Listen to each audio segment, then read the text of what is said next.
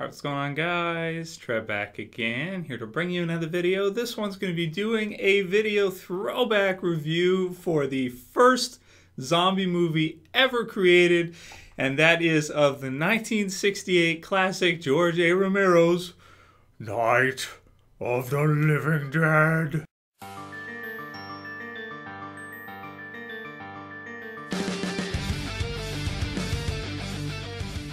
Alright, so when you want to talk a throwback review, this one is about as much of a throw as you could possibly imagine. Way back to 1968, 46 years ago.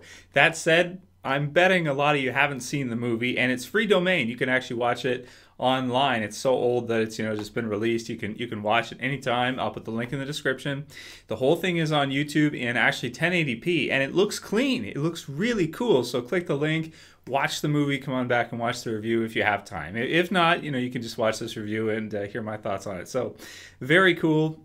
I had a chance now. The Walking Dead's not on. Rather than on Sunday watching The Walking Dead, decided I would go ahead and watch Night of the Living Dead, do my first, summertime type review for a zombie movie. I do intend on reviewing Dawn of the Dead and Day of the Dead, the George A. Romero classics, because, these are what created the genre. This movie right here was the first, I want to say, zombie movie. This created what we think of as a zombie in popular culture. It's pretty amazing that Romero, the genius that he is, was able to create this way back when, and it holds up pretty well to today. You can watch it now in 2014 and it's not too bad. It's a little slow paced, granted. Some of the acting here and there, it's a little fantastical, a little bit over the top, right? But that's kind of the way movies were back then.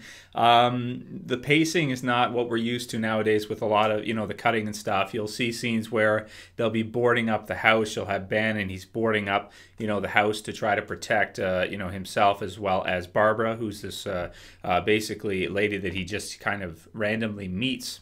And it's actually pretty scary.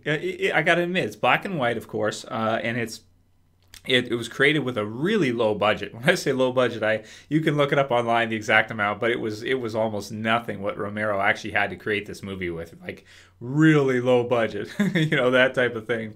Not a major, Hollywood motion picture or anything, and it's pretty amazing for what he created. If it wasn't for the success of Night of the Living Dead, the original, we wouldn't have shows like The Walking Dead. We wouldn't have the comic book series. We wouldn't have, all this whole zombie, horror genre, that he basically created himself with this one movie. Of course, Dawn of the Dead, Day of the Dead, the others he's done adds to it. But this one right here is really, I think, where the genius came into play, because he created all of these concepts from nothing. From basically, yes, the idea of the dead walking the earth is not new, but to create a movie based on that, a horror type movie with such low budget, and create something that's so good, so much fun, and really even watchable to up till today, 46 years later, is pretty amazing. It's pretty amazing, to say the least. There's a few little things that I didn't catch watching it when I was a kid that I caught now. Really cool little thing that's in there is the doctor in this is named Dr. Grimes. I swear to God, watch the movie. I never knew that until I watched it, and I had to rewind it. I'm like, what did he say his name was? Dr. Grimes? I was like, oh my God, that's so awesome, because I had not realized that, and I had no idea where Kirkman got the name for Rick, Rick Grimes, from, where that came from. And I haven't, read that much into it, but it was just a really cool thing as I'm watching it, and he says, the interviewer says Dr. Grimes, and then Dr. Grimes kind of gives his thoughts on the whole zombie phenomenon type thing. And it's just, man, that's really a cool little, I want to call it an Easter egg. It's not intentionally, but from today's standpoint, it's very cool to see that. Nice little tie-in there. So, that's cool that Kirkman must have taken the name from there. Because, this was what started, the whole zombie subgenre of horror. So that said, so that's a cool little thing. And there's a lot of cool little things in it that you see. It's different from what we're used to in The Walking Dead or modern zombie stuff. The zombies in it are not the same as they are nowadays. Nowadays zombies are typically really dumb. Especially in The Walking Dead, like they're not intelligent to the point where they're going to actually, pick up things. These zombies, they pick things up. They'll pick up, wooden pieces and hit, like legs of like wooden table legs, like big, wood and hit it against the windows to smash the windows. They'll take rocks and throw them through windows. They'll smash lights and all kinds of different things like that. And that's something that we haven't seen in The Walking Dead since season 1. And when we saw it at first, when I was doing my reviews, I was like, they don't do that. Zombies don't do that. And apparently, I was wrong. Apparently, zombies do pick things up and smash things. They do use rocks to smash windows. They do turn doorknobs, and they do have some kind of intelligence, at least when they're fresh turned, when they're at first, turned to do that. So, kind of cool to go back and watch this now. So this is a different universe, of course, Night of the Living Dead, but they do that. Another thing that's different that I'm not used to is that they're afraid of fire, which, of course, in most modern zombie stuff, they have no they have reckless abandon. They have no feeling of pain. They have no self worth. So they do not protect themselves in any way, shape, or form. You can shoot a zombie in the arm and it'll just keep walking towards you, or you can light a zombie on fire and it'll still come at you. It doesn't feel pain, but in this they do feel some kind of pain. You can see by their reactions. They also are afraid of fire. They don't like fire. So if you were to put fire on like a long stick or something and put it in front of them, they will back off from the heat. They don't like it. So it is different. But granted, this is the original. So everything else is changed after, but this is the original one. I'm talking about not just The Walking Dead, but for example, World War Z, where the zombies would run right off the roof. Without any reckless abandon, just right off the roof after a helicopter, which is cool to see. But originally in this one, they do not do that. They do have some kind of sense of self protection. Like they will not put themselves in danger usually. I mean, for the most part. Aside from that, it's typically what you think of a zombie, fresh turned, so they're not decomposed yet or anything of the sort like that. They look just like regular people for the most part that may have been bitten in a spot or, this type of thing. Also, you'll see them pick up weapons. Well, I kind of mentioned this before, but there's a part where a character in this actually picks up like some kind of digging, like a yard work tool, and uses it to hack up her victim before chowing down. And they really emphasize the zombie concept in this. Like the horror is really on the zombies. Like you'll see them chowing down on body parts and stuff, and it's really scary the way they show it because they really like take their time with it, zoom in on that concept, and they really show that horror side of a zombie because it's a new concept.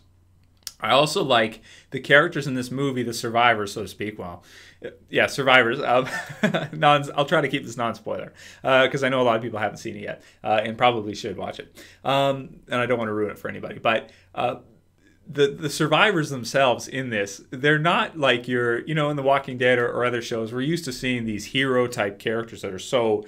like they make the right decisions. Your Morgan from The Walking Dead or your Brad Pitt's character from World War Z or Rick Grimes, characters that can really handle their own and survive. Our lead character in this, our protagonist, Ben, he is strong and he's able to survive. He does take them down and he'll kill them, he'll bash their brains in with different things, he'll use shotgun and stuff like that. But we don't have really that many strong survivors in this. This is sort of like the beginning of a zombie apocalypse, kind of similar to some of the webisodes, I'd say, of The Walking Dead, where the survivors are not great survivors. They're not good at surviving. So they're kind of stupid. They're like your average, just your average everyday person that doesn't know about the concept of a zombie apocalypse.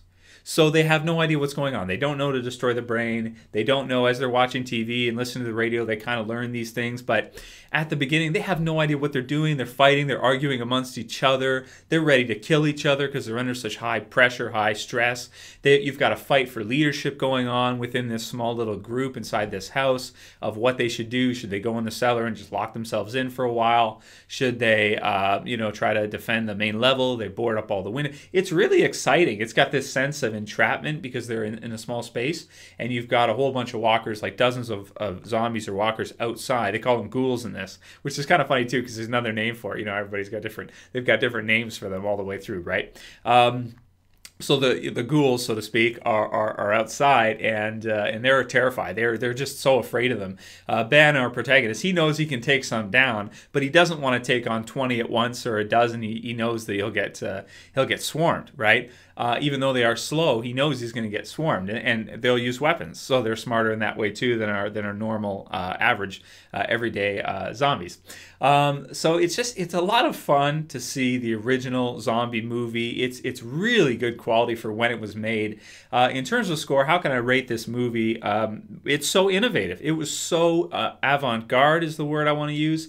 Innovative for when it was created with such a low budget. To consider what Romero did with such a low budget, with this concept to create this kind of horror movie, to get everything started with the zombie apocalypse genre. I mean, how could I not give this a really high score? For its time, and judging, okay, so comparing it to regular motion pictures, for its time, I guess I would give it about a 9. But to consider that he did it with next to nothing, and how creative and how innovative it was and the effect it had on pop culture, you know, you'd almost want to give it a higher score than that. But I'll stick with a 9 for its time because there are some weird things about it, like, you know, some parts where someone will punch somebody, but they totally miss and the person will go down, or the person's acting like Barbara. She'll just kind of lose her mind for you know, kind of no apparent reason. I mean, it kind of, yeah, it makes sense that she kind of would, but it feels a little bit fabricated. So there's some things about it. Yeah, there are. But it's a lot of fun. It's definitely retro. It's the type of thing, if you want to watch it, you know, shut the lights off, you know, watch it late at night, and just give yourself about 10 minutes to just kind of get into that, okay, I'm watching a movie from 1968. I'm not watching a modern movie. I'm watching a movie from way back then in black and white, and just to kind of see, you know, how movies were then, where movies were at, and have some fun with the original zombie movie. I love it. You can't get enough of it. The character deaths in it are great too. You know, like it goes for it. It goes for broke. It's fairly realistic to that type of world, which I like as well too. And it's pretty scary considering it was made all those years ago. I can definitely see how it would just freak out everybody that watched it because there was nothing like it previous, and people were not exposed to that kind of you know, horror movie at that time. It's pretty amazing what he was able to create with hardly anything, with hardly, just like, you know, independent, small time, you know, a little bit of money, and he was able to make something like this. I guess I don't want to go on for too long, but the characters themselves, for the most part, I find the characters to be pretty good. I like Ben a lot. He's our African-American lead. Love him. He's a great protagonist, I think, for this one. He's not necessarily a good guy. He's kind of, you know, somewhere in between, just wanting to survive. Barbara kind of plays your damsel in distress. Surprised the direction they go with her. You've got Johnny in there too. Harry, Helen, Tom, Judy, you know, they're a little bit more generic. We don't get a whole lot into the backstory of our characters because of the events of the horror movie, but it's essentially, the focus is not necessarily just on the characters, but it's on the characters in that circumstance. So we don't know what Ben did before, you know, this. We don't know, like, what his job was, or, you know, or any of these characters, or much about them. But, you know, we can kind of care and relate to them because of the circumstances they're in, and just, you know, the dire straits, and the acting is pretty good, even by today's standards. It's not too bad. It's pretty good. So let me know what you guys think about the original Night of the Living Dead. I love the trailer too. Night of the Living Dead. A lot of fun. So check it out if you haven't seen it. Let me know what you think about it by today's standards. It's kind of funny just to see how everything started, and if you guys are interested, let me know. I could review Romero's second. I probably would do them in order. So second zombie movie, which was Dawn of the Dead. And that's also posted to YouTube as well too. And then maybe I'll do Day of the Dead if you guys are interested. So let me know what you guys think, how you feel about these throwaway back reviews for original zombie movies. Felt a good place to start for the summertime. Definitely a good place to start would be the original. Let me know what you guys think. Anyway, I'll call it here. That's it for this video, guys. I'll see you for the next one. This is Trev, as always, saying peace.